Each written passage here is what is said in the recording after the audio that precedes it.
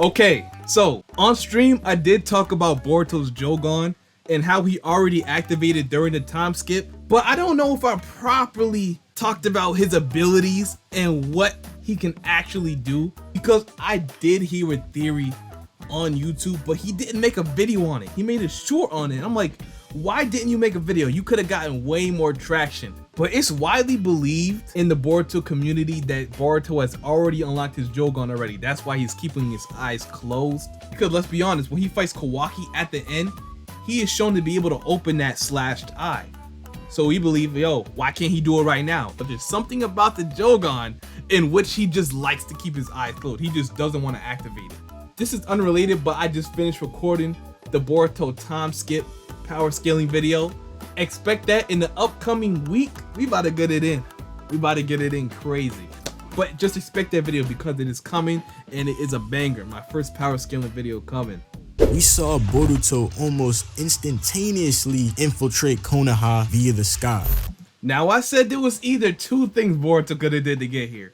He could have traveled via Jougan because of the ability that the Jougan has. During the first couple of arcs in Boruto, who was it, Sumire, when she was a villain? Yeah, way back then. He was able to sense where Shikadai and the others was from another dimension. He then was able to transport to them instantaneously. So at that point, we was like, you know what? If Boruto truly mastered that use of the Jougan, he could probably see where Sarada was and she was talking the code and just transport himself there. But I feel like it has to be a familiar chakra signature for him to be able to transport there. So I already had that as one of the abilities of the Jougan, just being able to see in other dimensions or see people from other dimensions, not spying on somebody, but just to see where they're at. And if they're in trouble, you can transport right to them. It's kind of OP, but I'm not gonna lie, that is kind of dope. This was after Code told Sarada he'd make her summon Boruto by screaming so it would reach Boruto. What was this ability that allowed Boruto enhanced perception across long distances? I speculated it was some type of super hearing Shinjutsu ability that Boruto picked up along his 3-year. The pure eye, he's able to see everything. He was able to see that whole conversation they had between Code and Sarada.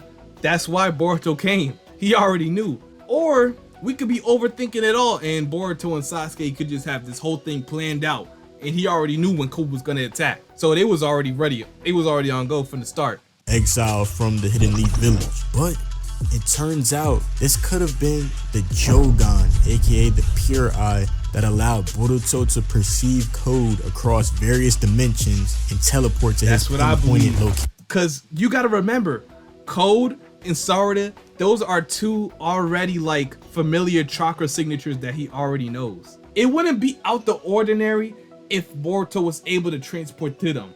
Now it will be overpowered if he could just do it regardless if he knows your chakra signature or not.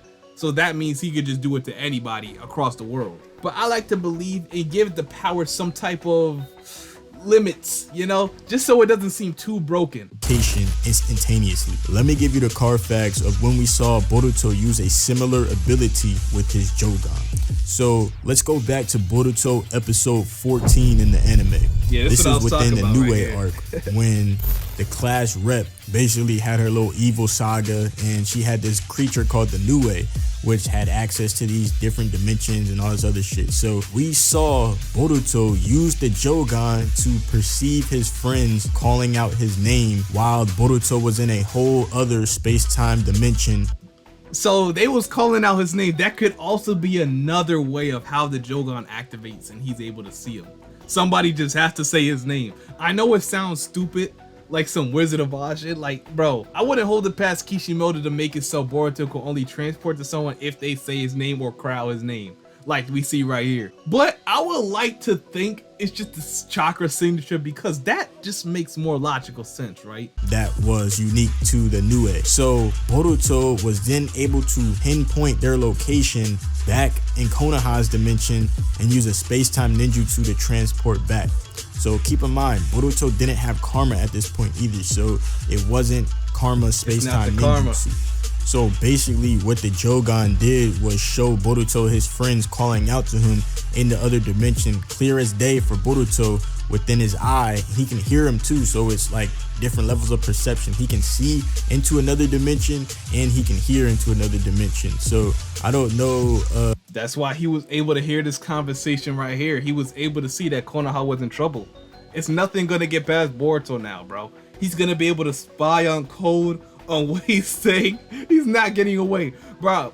Code better just die right here. He's better chance. Because, like I said, if he escapes from Boruto, which I believe he will, there's no way Code is going to stay and just be caught by his Uzuhiko Rasengan or whatever like that. Code's going to retreat. And if Code retreats, y'all better come back to the video and give me my flowers. Code's going to retreat. But that could be the worst thing he could do at this point. If Boruto does have the Jougan like we think he do, he better not talk. It's similar to Ada's ability. It's similar to Ada's ability to really just hear any conversation going on in Konoha, but it has more abilities. Would that be considered Shinjutsu? I think it will be. I think that I might just be directly from Shibai himself, or it has something to do with Shibai. It's gonna be revealed later in time. So if he has that and the strength he has now, it's pretty much over.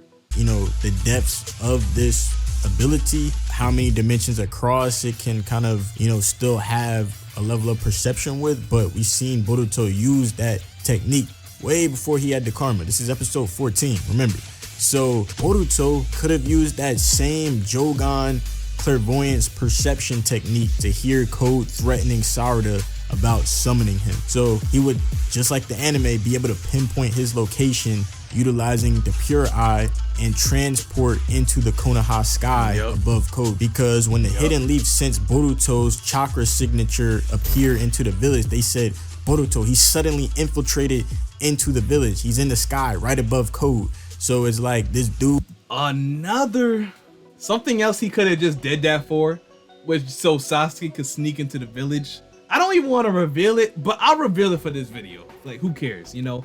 I said Boruto definitely masked his chakra. That's how he was able to catch Code off guard coming out of the sky. But then he just unmasked it as soon as he landed on the Code, which is gonna, you know, obviously direct the attention onto Boruto being in the village. They're gonna detect his chakra signature, which gives Sasuke the go-ahead to sneak into Konoha and do what he gotta do to get the information needed to reverse Ada's omnipotence. So that's what I think happened, to be honest. Sometimes you just gotta distract people with a bigger threat and just let the smaller threat go under the sheets. You know, that's what they gotta do. Because at this point, Boruto, how strong I have Boruto right now, you wouldn't even worry about Sasuke coming to the village. Because if you sense Boruto, it's something crazy. Came out of nowhere, you know, right after Code threatened Sarada. So it's a direct connection.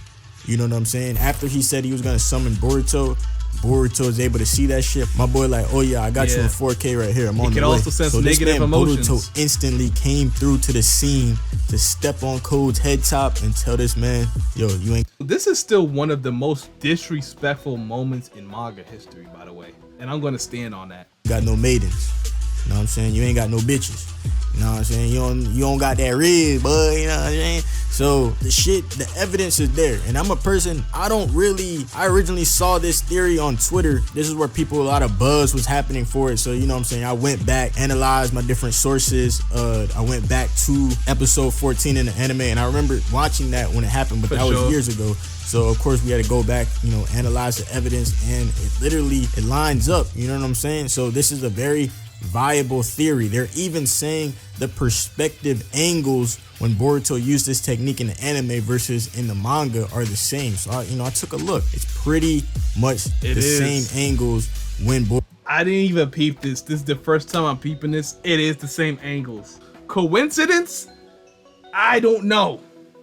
It could just show like the angle Boruto's coming from the sky. They just want to show like, okay, Boruto's gonna come from the sky. It also could be just like trying to show Sarada's current position because she is surrounded by 4 claw grinds. So I guess they wanted to properly show that.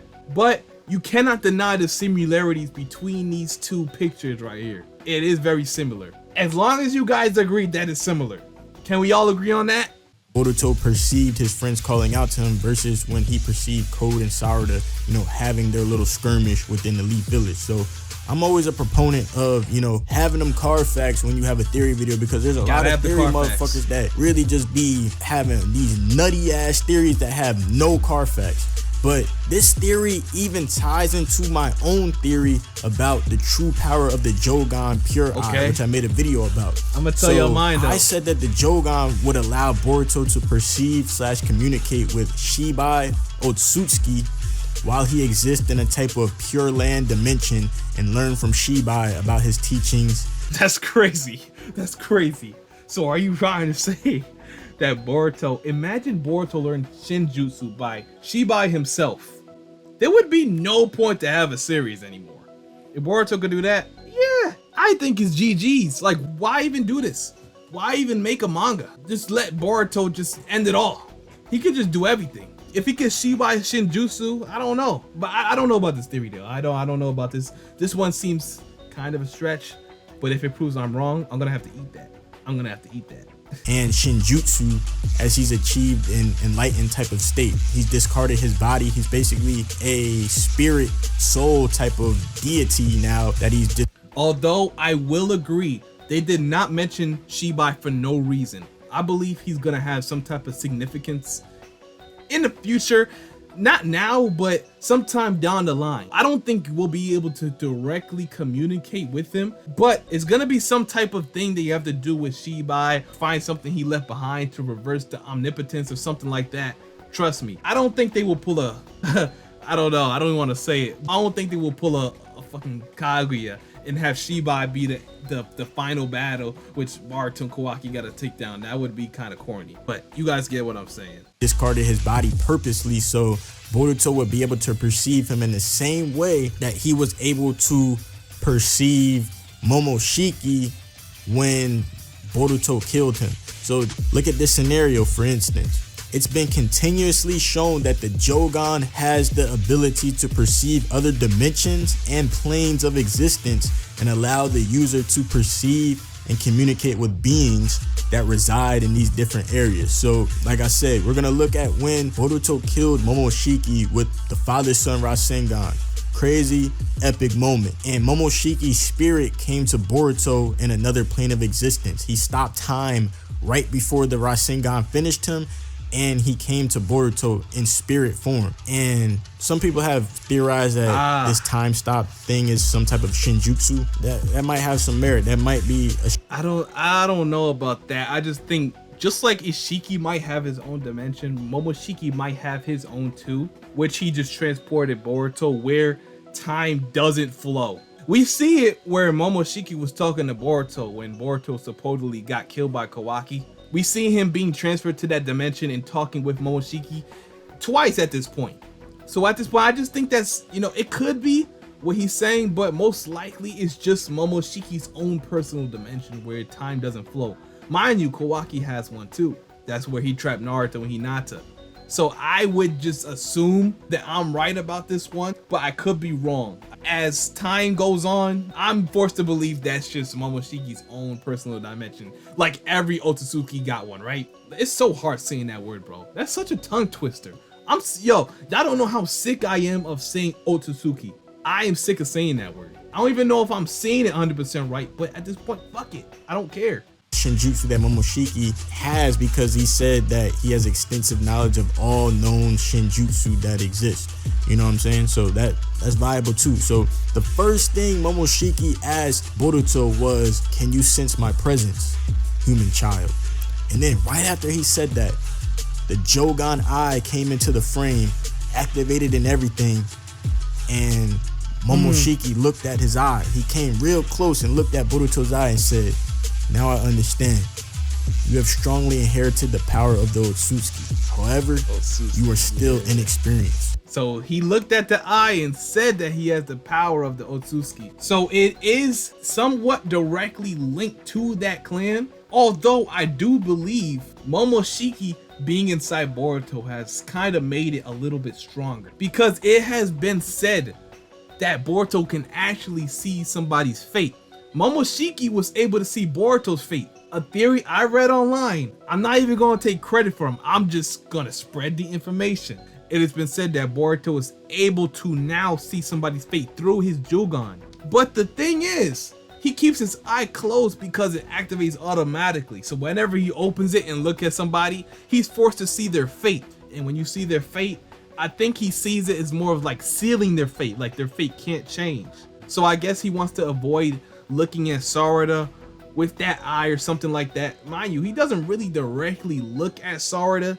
You guys can see it through the panels or go back and see it through the panels. He doesn't directly look at her in fear of something. He just kind of tells her to just survive. So now we see it's kind of a fear. He kind of fears the Jougan a little bit because he's just now learning about it, you know? He went his whole life without really knowing what's going on or what this crazy phenomena, him just going into different dimensions. He did it, but he never really knew about it. So now I guess he's kind of learning about it, kind of fearing its power, similar to how Ichigo was fearing the hollow side of him early in Bleach. But I get it. I like that theory a lot, that he can actually see somebody's fate. So then he's able to see the horrors of the Ten Tails. He's able to see what happens if Code doesn't stop now, because he's actually seeing that future with his Jougan eye. Just go back and read the panels. He tells him if he doesn't stop right now, the future is fucked. Like, if I'm just trying to make it as simple as possible, that's what he said. It's gonna be a worse future for everybody if he doesn't stop right now.